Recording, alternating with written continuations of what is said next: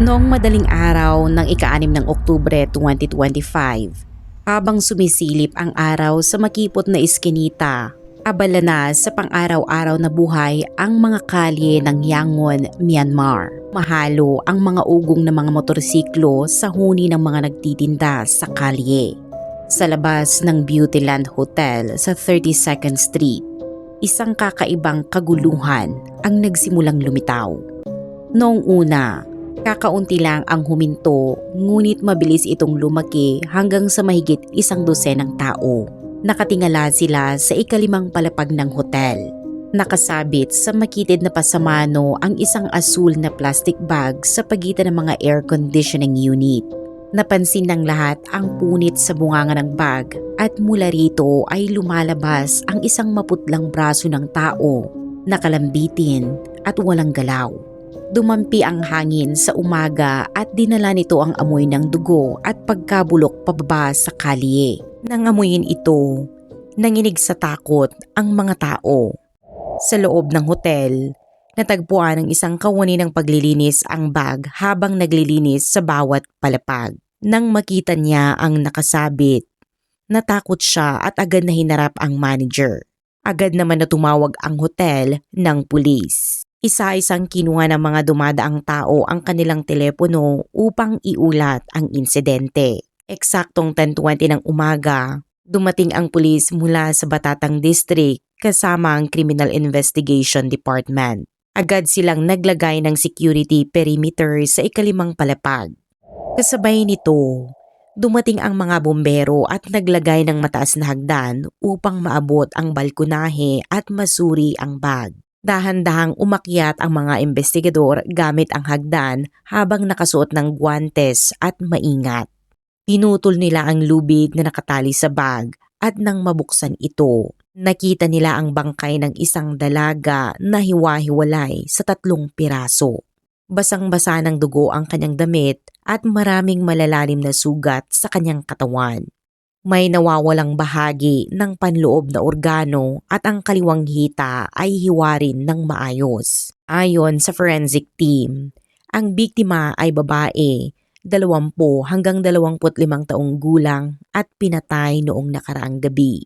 Matapos makumpleto ang pangangalap ng ebidensya sa balkonahe, pumasok ang mga investigador sa Silid 502, ang pangunahing pinangyarihan ng krimen. Mas nakakatakot ang kanilang nakita sa loob. Natakpan ng dugo ang sahig at dingding na umaabot hanggang 6 na talampakan ang taas. May bakas ng pagkaladkad mula sa gitna ng silid hanggang sa balkonahe na malinaw na nagpapakita na kinaladkad ang biktima palabas ng silid at isinilid sa plastic bag. Sa banyo, may senyales na ilang beses itong nabanlawan, ngunit hindi natakpan ang dami ng dugong natapon. Sa mesa, nakapatong ang bote ng panlinis ng hotel na halos wala ng laman. Makikita na sinikap ng mamamatay tao na linisin ang ebidensya, pero dumami lamang ang dugong tumagos sa sahig at sa puwang ng mga tiles. Mula sa brutal na pagpatay, paglilinis hanggang sa pagtatago ng bangkay, malinaw na sinadya at planado ang ginawa ng kriminal. Hindi ito isang krimen na nagawa dahil sa biglaang pagkawala ng kontrol. Isa itong pagpatay na matagal nang pinagplanuhan. Malamang na pinag-isipan ng mamamatay tao ang bawat hakbang bago ito isinagawa. Ang pagbitay ng bangkay sa plastic bag sa medyo nakatago ngunit nakalantad na lugar ay nagdulot ng maraming tanong. Sa unang tingin, tila gustong itago ng mamamatay tao ang bangkay. Ngunit sa mas malapitang pagsusuri, hindi talaga niya ito itinago ng matagal. Gusto ba niyang makita ng iba ang bangkay o ito ba ay kapabayaan lang? Isa sa pinakamahalagang tanong sa investigasyon ay sino ang biktima at bakit siya napunta sa ganitong kalagayan. Sa pamamagitan ng hotel records at iba pang datos, nakilala ng mga investigador ang biktima. Ang pangalan niya ay Sumiat Nguyen. Umupa siya ng kwarto sa 502 sa Beautyland Hotel at nanatili doon ng ilang araw bago ang insidente. Noong panahong iyon, siya ay 23 taong gulang pa lamang. Ipinanganak at lumaki siya sa maliit na nayon sa Natalan Township, lalawigan ng Bago, Myanmar. Mahirap ang kanyang pamilya ngunit puno ng pagmamahal. Sa paningin ng pamilya, si Sumyat Nguyen ay matalino at masipag na bata, deboto sa magulang at may pangarap sa mas magandang buhay. Ayon sa mga kaibigan, siya ay matatag, may pangarap at sabik tuklasin ang mas malawak na mundo. Tulad ng maraming kabataang babae mula sa rural na lugar, siya ay nagpunta sa Yangon para sa mas maraming oportunidad. Inaasahan siyang makahanap ng trabaho at matutulungan ang pamilya na makaahon sa kahirapan. Ngunit sa lungsod, wala siyang suporta at mabilis na naging mahirap ang buhay. Dahil hindi makahanap ng matatag na trabaho, napilitan siyang mabuhay sa pamamagitan ng pagbebenta ng kanyang kabataan at kagandahan. Kahit ganoon, nagpursigi siya sa edukasyon at nag-aral ng pag-aalaga at pangangalagang pangkalusugan. Umaasa siya na kapag nakumpleto ang kurso, siya ay makakahanap ng tapat na trabaho sa nursing home at makapagsimula ng mas matibay na buhay. Ngunit hindi inaasahan ni Sumyat Nguyen ang marahas na wakas. Isang brutal na pagpatay ang nagwasak sa lahat ng kanyang plano, pangarap at pag-asa. Nang makatanggap ang pamilya ng balita mula sa pulisya, labis silang nalungkot at hindi makapaniwala sa nangyari. Ang mga magulang niya na ibinuhos ang lahat ng pagmamahal sa kanya ay tuluyang nanghina sa katawan at isipan. Hindi nila matanggap ang katotohanang ang kanilang anak ay namatay sa napakasakit na paraan. Sa oras na nakumpirma ang pagkakakilanlan, agad na sinimulan ng mga investigador ang paghahanap at pag-aresto sa pumatay. In-interview nila ang lahat sa hotel kabilang ang mga receptionist, room service, security at mga bisita. Mabilis na nakakuha ng mahalagang impormasyon ang mga otoridad. Ayon sa mga tanong, nakita ng ilang tao na noong gabi ng insidente, pumasok si Sumyat Nguyen sa silid 502 kasama ang isang binata. Ayon sa mga saksi, mukhang natural at relax sina Sumyat Nguyen at ang binata noong gabing iyon. Nag-uusap at nagtatawanan sila na parang matagal na silang magkakilala. Tila ordinaryong magkasama at walang anumang senyales ng kahina-hinala.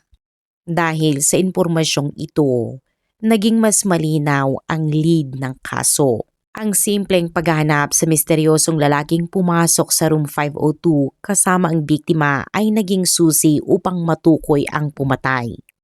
Pagkatapos ng panayam sa mga saksi, ibinalik ng mga investigador ang pansin sa security camera system ng hotel. Sinuri nila ang mga kuha mula sa lahat ng kamera sa loob at paligid ng Beautyland Hotel. Hindi naging madali ang gawain dahil luma ang sistema ng hotel at may maliliit na coverage ang mga kamera at maraming blind spot. Ang ilang kuha ay malabo at may butas kaya tumawag ang investigador ng mga eksperto sa pagsusuri ng imahe. Matapos ang maraming oras ng pagsusuri, nakabuo sila ng medyo kumpletong timeline ng nangyari sa silid 502 noong gabing iyon. Ayon sa surveillance, noong gabi ng 5 ng Oktubre, magkasamang pumasok sina Sumyat Nguyen at ang binata sa hotel. Ito ang huling pagkakataon na nakita ang imahe ng dalaga bago siya pinatay. Kalaunan, nakuna ng kamera ang isa pang dalaga na pumasok sa silid ng mag-isa. Dahil dito, agad na itinuring ng mga investigador ang misteryosong lalaki at babae bilang pangunahing suspect. Hindi natagpuan ang mobile phone ni Sumyat Nguyen sa hotel, kaya sinimulan ang legal na proseso upang hilingin sa mobile carrier at service provider ang datos ng tawag, mensahe at aktibidad sa internet ng biktima bago ang pagpatay. Ang datos na ito ang nagbukas ng bagong landas sa investigasyon.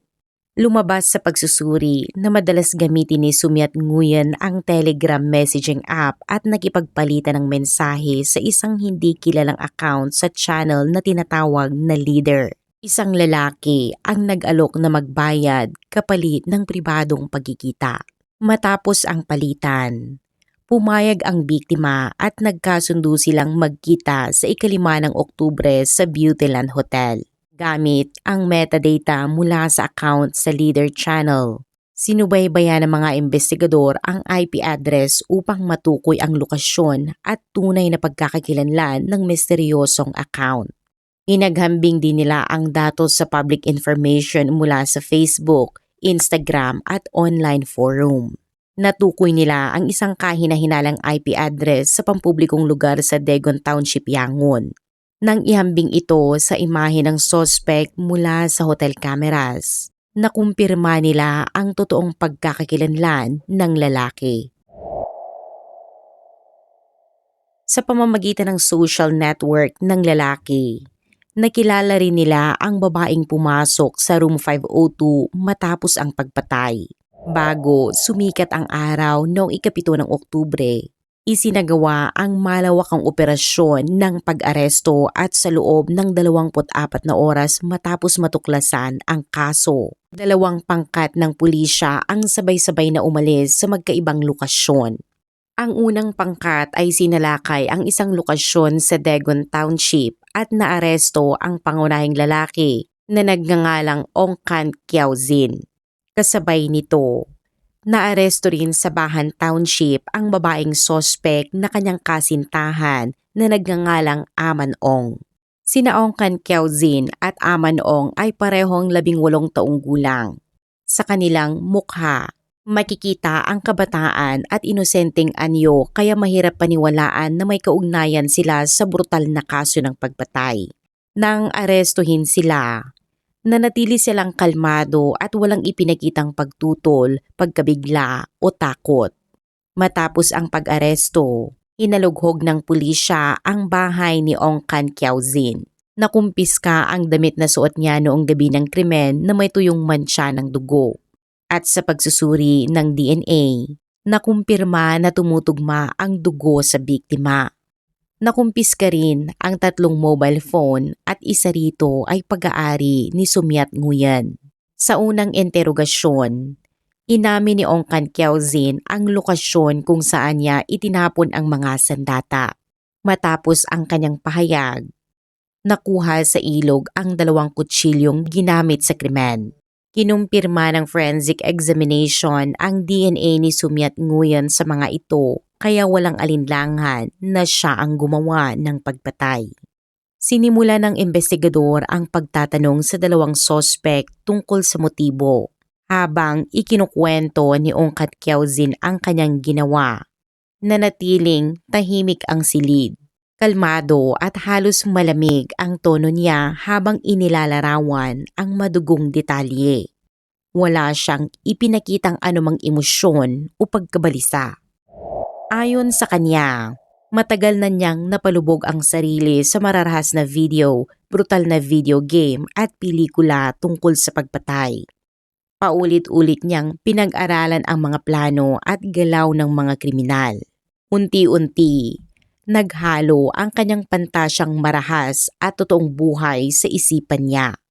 Nang hindi na sapat ang panonood, nabuo sa isip niya ang intensyon na isagawa ang krimen sa totoong buhay. Ginamit niya ang Leader Channel sa Telegram upang kontakin si Sumyat Nguyen at nagbalat kayo bilang ordinaryong customer. Matapos ang ilang palitan ng mensahe, nagkasundo silang magkita sa 5 ng Oktubre sa Beautyland Hotel. Wala siyang alam na pupunta siya sa bitag ng kamatayan. Pagpasok nila sa room 502, inantabay ni Ong Kan Kiao Zin ang pagkakataon. Binunot niya ang kutsilyo at sinugod ang dalaga habang sinasaksak ito ng brutal. Malamang ay lumaban si Sumyat Nguyen at sumisigaw ng tulong. Ngunit wala itong silbi laban sa galit ng salarin. Matapos mamatay ang biktima, hinaladkad niya ang katawan sa banyo upang pagpira-pirasuhin ito. Pinutol ang bahagi ng hita at itinapon sa inidoro at nang matapos ang krimen, tinawagan niya ang kasintahan niyang si Oman Ong upang tulungan siyang linisin ang pinangyarihan. Hinati nila ang trabaho. Isa ang nagpunas sa sahig, ang isa sa dingding at ginamit ang gripo ng banyo upang banlawan ang mga mantsa. Nang medyo malinis na, isinuksok nila ang pira-pirasong katawan sa malaging asul na plastik at kinaladkad palabas sa balkonahe. Doon, inilagay nila ang bag sa makitid na pasamano sa pagitan ng mga air conditioning unit. Inaasahan na maitago ang bangkay. Kinuha rin ni Ong Kan Kiaozin ang ilan sa mga laman loob ng biktima at itinapon sa basurahan. Ang ikalawang kutsilyo naman ay itinapon sa ilog. Sa pagsisiyasat ng pulisya sa buhay ni Ong Kan Kiaozin, natuklasan na siya ay ipinanganak at lumaki sa mayamang pamilya. Parehong doktor ang kanyang mga magulang at ang kanyang ina ay pinuno ng Departamento ng Obstetrics at Gynecology sa ospital. Ang kanyang kabuhayan at pinagmulan ay labis na naiiba sa mahirap na buhay ni Sumyat Nguyen. Ngunit sa kabila nito, nabuo sa isip ni Ong Kan Kiaozin ang madilim na plano ng pagpatay.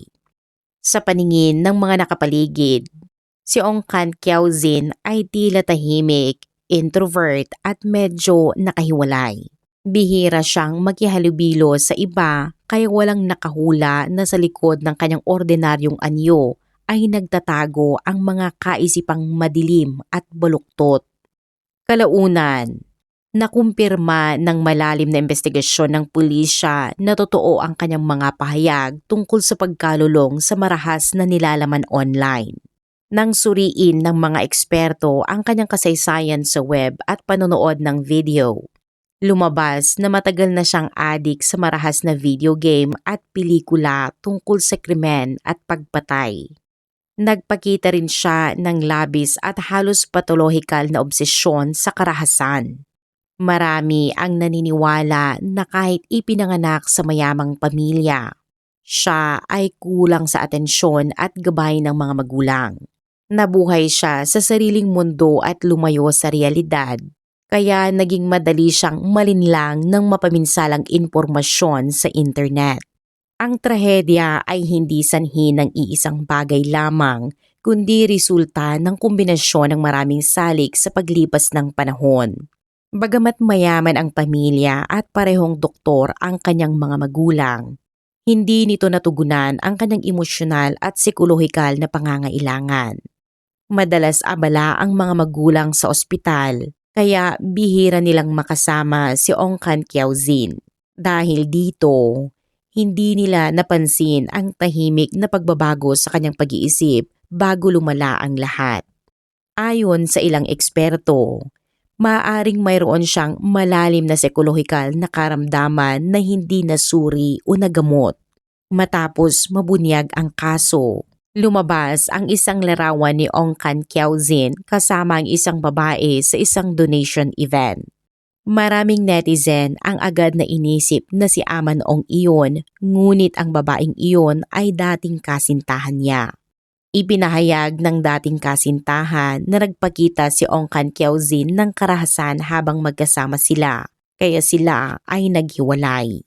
Marami rin ang nagbabahagi na siya ay problematikong estudyante na may matinding ugali, kabilang ang pagdadala ng kutsilyo sa paaralan at pananakit sa ibang estudyante. Si Kan Kiaozin ay may kakayahang pag-usapan ang karahasan ng kaswal na walang pag-aalinlangan o takot. Ginamit niya ang maliit na kutsilyo para takutin ang mga kaibigan sa hindi pagkakasundo.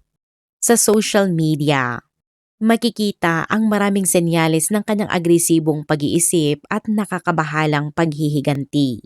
Halimbawa, nang tanggihan siya ng isang babaeng minahal niya, ipinost niya ang pangalan at larawan nito online. Minsan ay nagpost rin siya ng larawan ng manika na nakapako sa krus. kasama ng kandila na may caption na nagpapakita ng pagnanais niyang maranasan ang ipinapakita ng imahe. Ayon sa isang psychologist, kung marupok ang isip ng salarin, hindi niya magagawang mahinahong itapon ang katawan pagkatapos pumatay. Sa araw-araw, pinapanatili niya ang normal na anyo. Hindi malinaw kung ang marahas na media ang nagpapalala sa kanyang pag-iisip o ito ay labasan lamang ng nararamdaman niyang sakit. Isa pang bagay na nakakalito ay ang papel ni Amon Ong. Bagamat hindi siya direktang nakibahagi sa pagpatay o sa pagpuputol ng katawan, nang dumating siya sa pinangyarihan upang tulungan si Kan Kiaozin na linisin ang lugar, wala siyang ipinakitang takot at hindi tumawag ng pulis. Maaaring siya ay manipulado o kusang loob na tumulong. Ngunit malinaw na ang karanasan ay may malalim na kahalagahan sa kanyang psikolohikal na estado. Ipinapakita nito na maaaring nawalan siya ng kakayahang makilala ang tama sa mali o may sariling isyong psikolohikal na hindi kasing lala ng kanyang kasintahan. Gayunpaman, lahat ng mga tanong na ito ay patuloy pang iniimbestigahan ng mga otoridad. Matapos mabunyag ang nakakagulat na kaso, maraming organisasyon sa lipunan at grupo ng aktivista ng Myanmar ang naglabas ng malakas na panawagan. Ipinahayag nila ang galit at pagkabigla sa marahas na krimen at hiniling ang agarang pagbabago. Nanawagan sila sa mga social media platform tulad ng Telegram na higpitan ang kontrol sa nilalaman at harangan ang mga channel o grupo na maaaring magamit sa kriminal na gawain. Kasabay nito, hinikayat nila ang pamahalaan na mas maayos na bantayan at pamahalaanan ang cyberspace. Ang Beautyland Hotel ay naging sentro ng atensyon dahil sa malaking kakulangan sa seguridad at surveillance. Marami ang nagtanong kung paano nangyari ang ganitong kakilakilabot na pagpatay sa loob mismo ng hotel nang walang nakakapansin sa mga sigaw o tunog ng pagkikipaglaban. Hanggang ngayon, ang komunidad sa paligid ay hindi pa rin makalampas sa matinding psychological shock na dulot ng trahedyang ito. Sa legal na aspeto, ang kaso ay opisyal nang inihain sa korte at kasalukuyang isinasailalim sa paglilitis para sa premeditated murder. Ngunit gaano man kalinaw ang hatol, gaano man kasakto ang katarungan, wala nang makakapawi sa sakit ng pamilya ng biktima. Si Sumyat Nguyen, isang dalaga na 23 taong gulang lamang, ay pumanaw ng mali at masakit sa kamay ng isang malamig na mamamatay tao na 18 taong gulang pa lamang. Ang trahedyang ito ay nag-iiwan sa atin ng maraming mahalagang aral at malalim na pagninilay. Una, malinaw ang aral tungkol sa di mapalitang papel ng pamilya sa pagpapalaki at paggabay sa mga anak. Material na yaman man ang mayroon, hindi nito mapapalitan ang presensya at gabay ng magulang sa paghubog ng isip at damdamin ng bata. Pangalawa, ito rin ay nagbabala sa eksperto ng marahas na nilalaman online sa isip ng kabataan, lalo na sa mga may umiiral ng mental health issues o kulang sa tamang gabay. At iyon ang kaso natin para sa araw na ito. Kung natapos ninyo ang video, huwag kalimutang mag-iwan ng komento kung taga saan kayo at anong oras nyo ito napanood para malaman namin kung saan umabot ang video na ito. Maraming salamat sa panonood at maraming salamat sa walang sawang pagsubaybay sa mga kwento na aming ihinahatid. Magkita-kita tayo sa mga susunod na kwento.